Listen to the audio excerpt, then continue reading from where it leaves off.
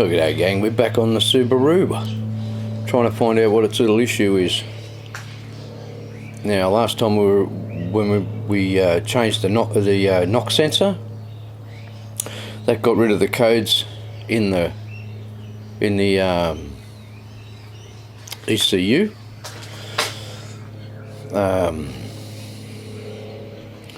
And I think if you notice when we sort of accelerated away, we got, as it was starting to try and put on some boost, it was breaking down. I think that's why it wouldn't go into boosters, because it's got a misfire. Now when you have a look around, you can see that somebody has changed the plug leads, and I know they have because that was me. And the reason I did that was because when you drove, like I say, it idles good, it starts great, all the cylinders are there. As you start to wind it in a bit, it breaks down, and therefore I don't think that's why it's not actually achieving any boost. So I'm going to change the spark plugs in it. It's a bit of a bugger, as you can probably imagine, because they're a ways down in. So we're going to remove some stuff out of there. We're going to remove the air cleaner. We'll remove the water bottle there, and this front one's the worst one on the left hand side. Is an absolute bugger, and there's an easy way actually to give yourself a little bit more access, and that's to undo the engine mount bolt down in here, down there where that drip of oil is, or whatever that is, and there's a slotted little hole there that you'll allow the engine to come up just a little bit.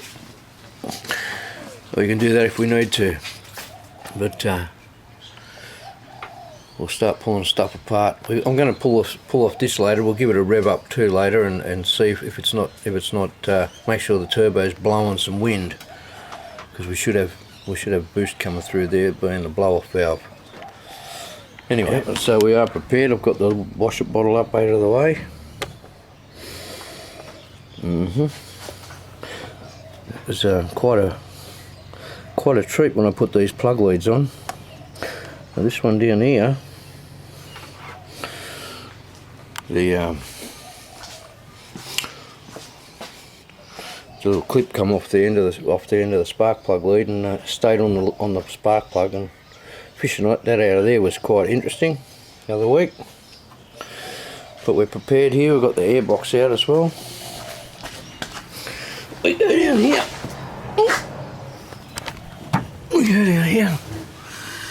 We can see the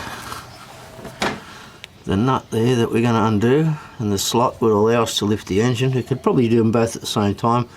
I'm just going to do the one side at a time, I think. Yep. It's almost easier to get them from underneath. You could, as a matter of fact, I have done that from some. I have got them from underneath here, but it's just easy to undo that. Undo him. Bit of wood on here with the jack on the sump, and just lift him up a little bit. The oil leak was the filter there. I just gave it a little twist. So that's the oil leak solved. Okay, I'll get this underway. So there we go. That's my bit of wood. I'd rather a flat piece of board, but it's all I can find here. And as you can see, much more accessible. I can get my hands down here now, slide this fella out. These are unbearable to try and get in and out with. Okay, easy to get to now. I'm wondering what the plugs actually look like. That's going to be really interesting. So I've got my selection of tools I'm going to be using to get these plugs out. Got a couple of extensions, a spark plug lead, spark plug socket, a little wobbly as well in case I need him. But most should be able to be done with that. So, you know, little whatever. And I can now get this down in here really easy. And we'll be able to spin him around. And the way this spark plug's coming out, I'm going to suggest it's not been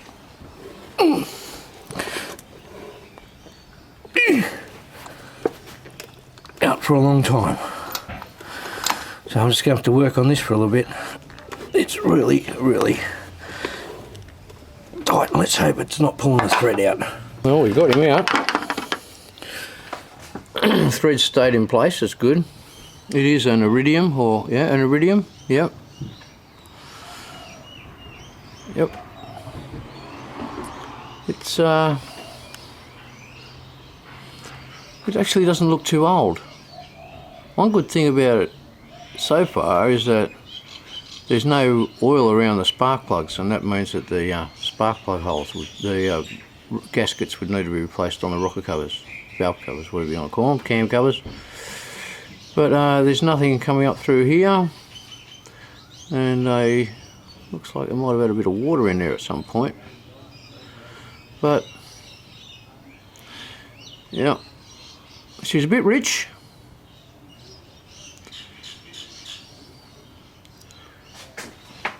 Because this is just a greasy flip, I'm not even going to put, I'm just going to put standard plugs in it.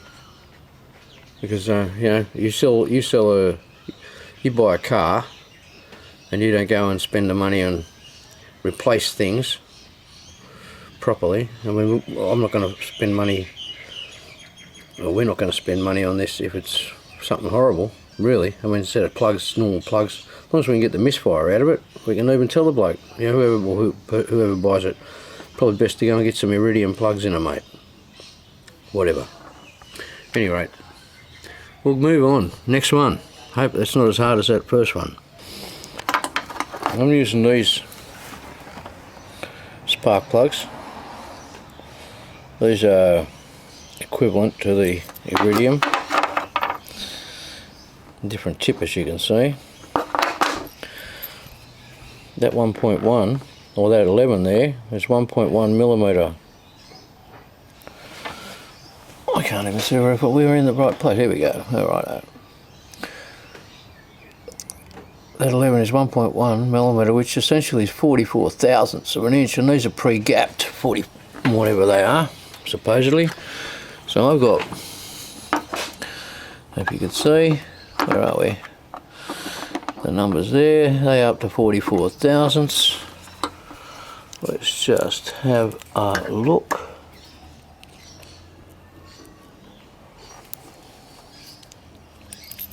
Bit hard to do upside down. Yep.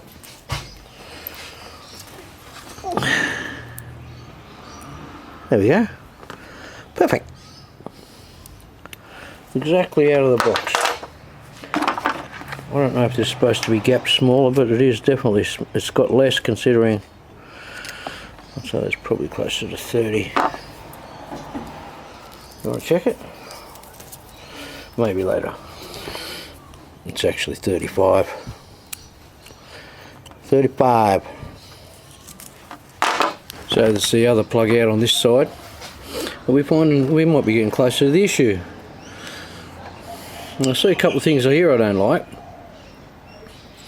This is the one. This is the spark plug that I'll show you. I'll get you. Oh.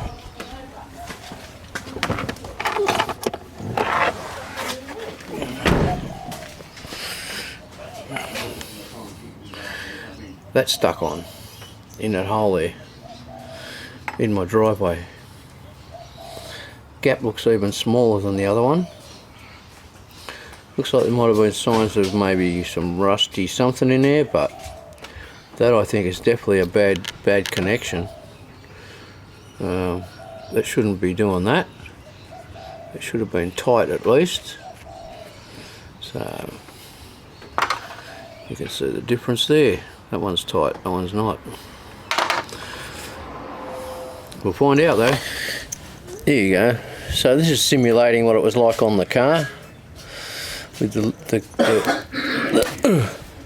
that loose. On there like that. And I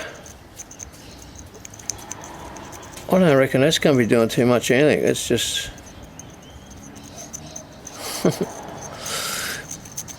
so I definitely think that's a contributor. Definitely think that's a contributor. Yep. Okay, so we're going to put these plugs in,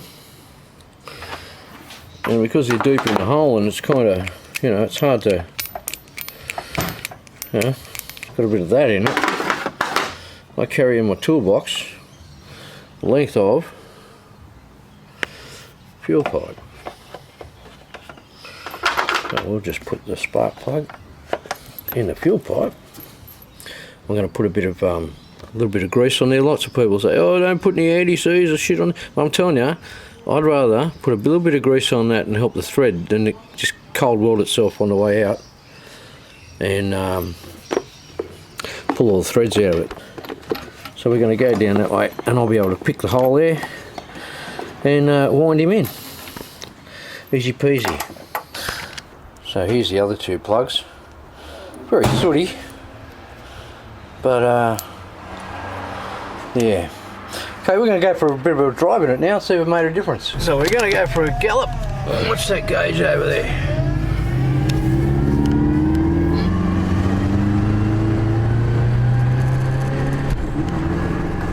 Oh, got a boost at all? A little bit, yeah.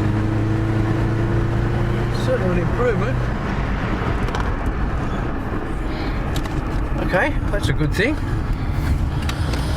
I think I might need to just drive it a little bit now, yeah, once it warms up, because it is stone cold. I think the gauge is a bit weird, but I think once it has a bit of a drive, I think probably a good steady drive. It's starting to get a little boost in it anyways. It's just much more than it had.